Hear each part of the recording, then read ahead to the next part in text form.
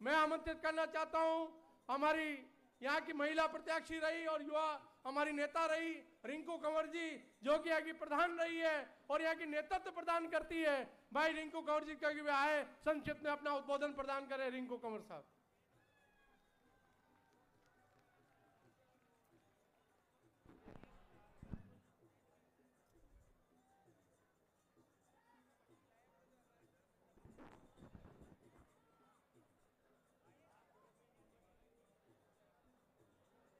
सभी संतों के चरणों में प्रणाम करते हुए भारतीय जनता पार्टी का आज ये मंच, विजय मंच मैं कहना चाहूंगी, मंच पर विराजे हुए हमारे भारतीय जनता पार्टी के प्रत्याशी भाई शत्रुघ्न गौतम, हमारे पार्टी के पदाधिकारी पूर्व प्रत्याशी भाई राजेंद्र विनायका, भाई अनिल जी मित्तल, भूपेंद्र सिंह जी, वीरभद्र सिंह जी, रॉबिन सिंह बना साहब और हमारे सारे मंडल के पदाधिकारी भाई गोविंद जी जैन, हमारे मंडल के पूर्व अध्यक्ष भाई रामनिवास जी और सम्मानित मंच, मैं आप सभी माताएं बहनें, मेरे भाइयों युवा साथियों, आपके चरणों में प्रणाम करती हूं। मैं निवेदन करना चाहती हूं आप सबसे कि आज ये विजय संकल्प सभा जो आपके नेतृत्व में होने वाली है, उसका मैं आगाज आज 16 नवंबर से करना चाहती हूं।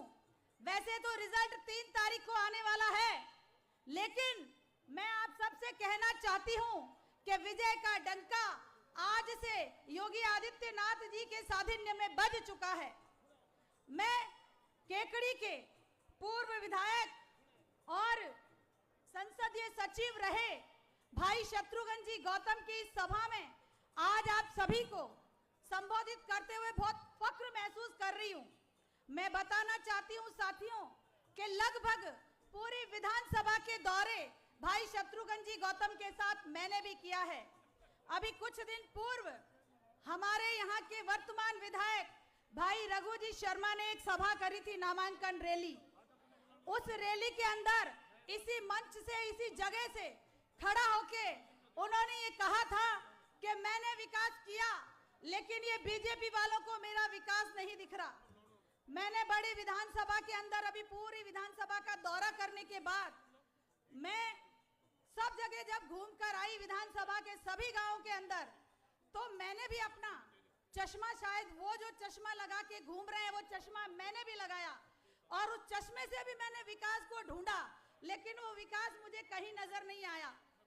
मैं युवा साथियों आपसे कहना चाहती हूँ कि रघु जी शर्मा ने वो कौन सा नंबर का चश्मा लगाया है कि उनको हमारे गांव में कीचड़ से भरी हुई रोडें नहीं दिख रही, स्कूलों के अंदर अध्यापक को कमी उनको नहीं दिख रही, हमारे केकड़ी हॉस्पिटल के अंदर जिसको वो अपना ड्रीम प्रोजेक्ट बताते हैं वहां डॉक्टर नहीं।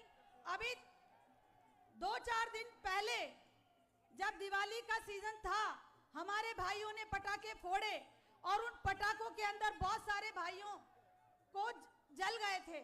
उस जली हुई छोटी सी चीज का इलाज भी इस हॉस्पिटल में नहीं हुआ।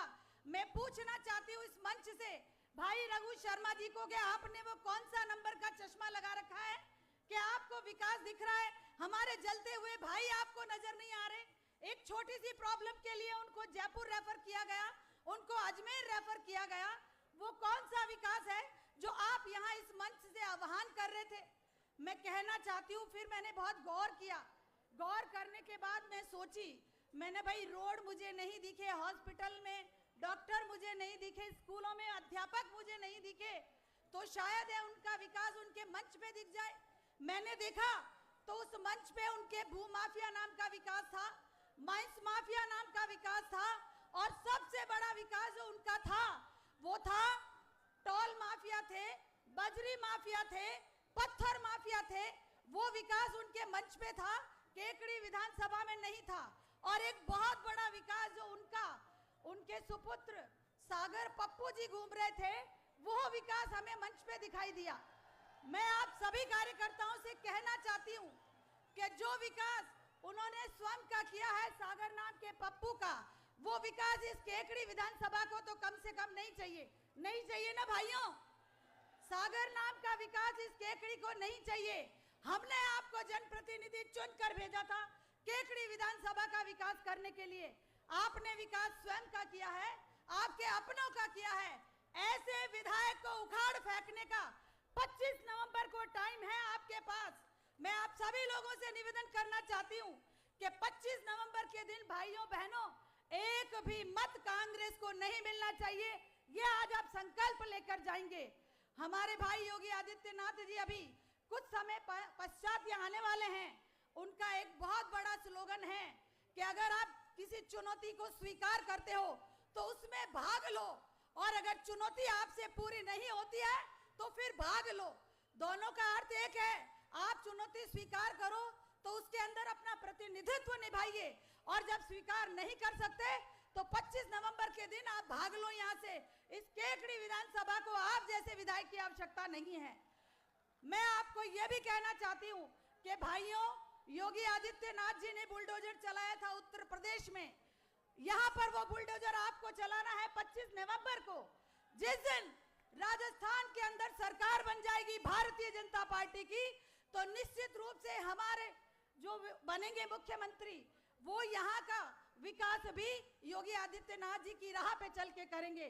बुलडोजर यहाँ भी चलेगा उन कांग्रेसी नेताओं के जिन्होंने घर बनाया है जनता के पैसे से, जिन्होंने बड़ी बड़ी गाड़ियां खरीदी है जनता के पैसों से। और अभी कल रात को मैं बहुत गांवों के अंदर गई थी। मैं निवेदन करना चाहती हूँ मेरे कर्मचारी भाइयों को, बहुत उनकी छाती पे मूंग दल रहे, ये बाप और बेटा दोनों तरह तरीके से हमारे कर्मचारी भाई को ये डरा रहे हैं, हमारे अधिकारियों को मजबूर कर रहे हैं वो यहाँ की जनता को प्रताड़ित करने के लिए। मैं सभी कर्मचारी भाइयों से निवेदन करना चाहती हूँ, आप भी हमारे भाई हैं, इसी क्षेत्र के रहने वाले हैं। इन बाप बेटे के तांडव को आप अपने हाथों से मत नचाइए, वरना आपको भुगतना पड़ेगा। क्योंकि ये तो 5 साल आपको दिखाई देने वाले नहीं है। जब ये विधायक थे तो क्षेत्र में नहीं थे, जब ये हार के चले जाएंगे तो आपको कहाँ मिलेंगे? ढूंढने से नहीं मिलेंगे। आप और हम भाई यही रहने वाले हैं। आप ऐसी कोई द्वेषता मत पालिए कि इन बाप बेटों की बदले की भावना आपको चुकानी पड़े। मैं सारे भाइयों बहनों से आज आप हाथ उठा के जय जय श्री राम का नारा लगाइए। जय जय श्री राम, जय जय श्री राम। भाई नरेंद्र मोदी के हाथ मजबूत कीजिए आप, हमारे योगी आदित्यनाथ जी के सपने को पूरा कीजिए आप। हम हिंदुस्तान को फिर से वही परम वैभव पर पहुंचाएंगे।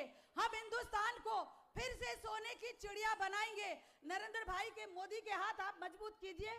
जिस दिन हिंदुस्तान के 2024 में नरेंद्र भाई मोदी फिर से प्रधानमंत्री बनेंगे, निश्चित रूप से ये भारत हिंदुस्तान सोने की चिड़िया बनेंगे। आपने मुझे मौका दिया, मुझे सुना, बहुत बहुत धन्यवाद।